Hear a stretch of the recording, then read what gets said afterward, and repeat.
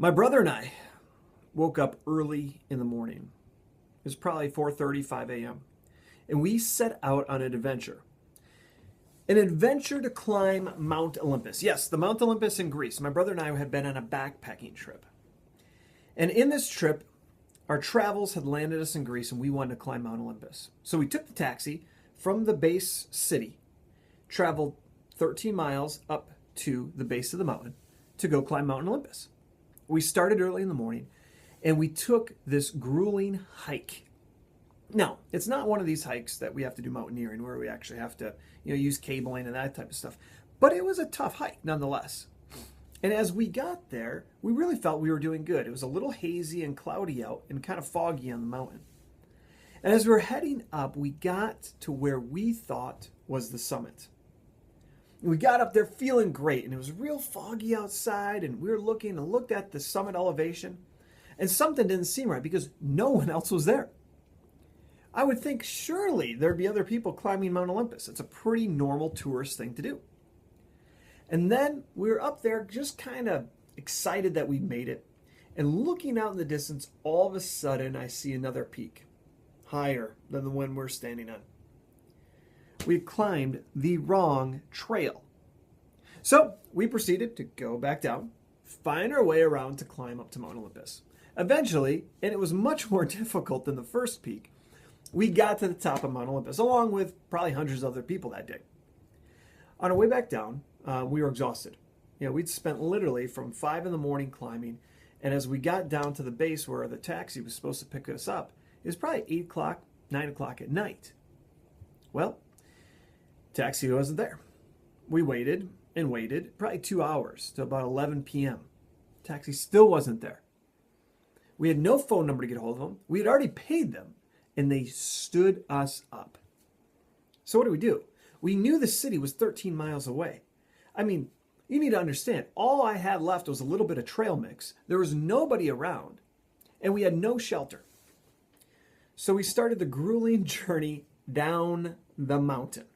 Well, we had already gotten down the mountain, but now down to the city where we were staying. 13 miles after we just spent all day climbing. We were exhausted. Our legs were starting to give out. They were shaking. It was terrible. And we were about 5 miles down the hill when all of a sudden I start to hear just this crazy barking. Not just one dog, but multiple dogs. And as we came around the bend, here stood in our path literally at least 20 sheepdogs barking ferociously at us. What do? We're not going back up. I'm not camping out there in front of sheepdogs. And somehow we've got to get past the sheepdogs. All I had left was a little trail mix. I took it out, started spreading it out to try to see if the sheepdogs would take it. They kind of got a little distracted. And I told my brother, I said, you know what? We're getting through this. So we literally just started walking. The sheepdogs split apart. They're on each side barking, but didn't do anything to us. God really protected us there. We had no other option. Finally, it was about 5 in the morning, and we finally made it to our base camp. And it might not be base camp. It was a city. We were in like a hostel. I think back to that story, and you think of climbing Mount Olympus. You think Mount Olympus and the feeling of getting to the top would be what I remember. But it isn't. Because that wasn't the story. We spent 10, 15 minutes on top of the mountain. Got a picture. But the story was in the journey. And see, that's exactly how life is. See, life is this giant story you're in. And the sooner we look at our lives like a story, the quicker we will become attentive to who we're supposed to become. This quote behind me is from one of my favorite songs and one of my favorite lines in any song. Love so amazing, so divine, demands my soul, my life, my all.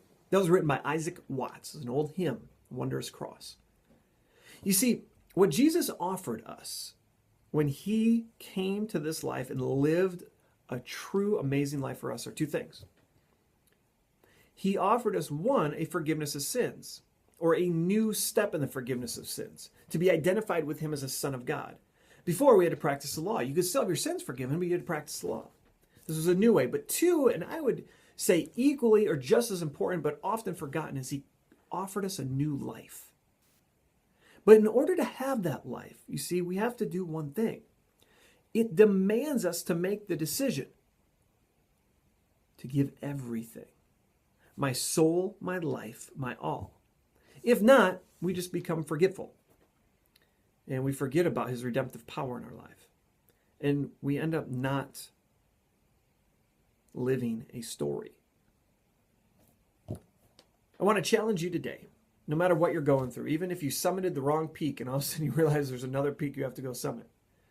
Or just when you thought everything was great, there's a huge pack of dogs barking at you.